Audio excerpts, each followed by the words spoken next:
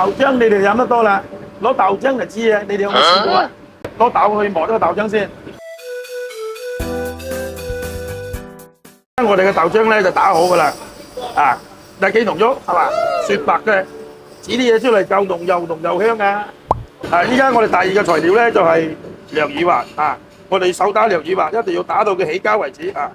要打到佢咁嘅形狀啊，好黐手嘅，全部係手工製造。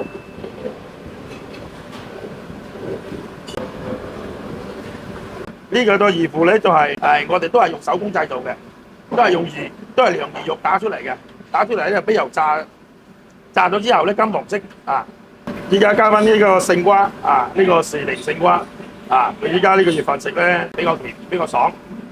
豆漿就滾啦，嗱，依家咧放埋啲料落去，薑啦，放幾粒薑落去先，攞佢嘅香味，魚滑咁樣放落去啦，魚腐啦，依家都放埋落去得噶啦，等佢煮一陣間先。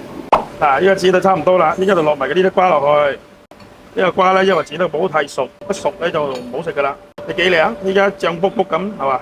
依家就開始落味啦，落啲鹽啦，少味精啊，少雞粉，多落少少嘅糖嘅調味啊。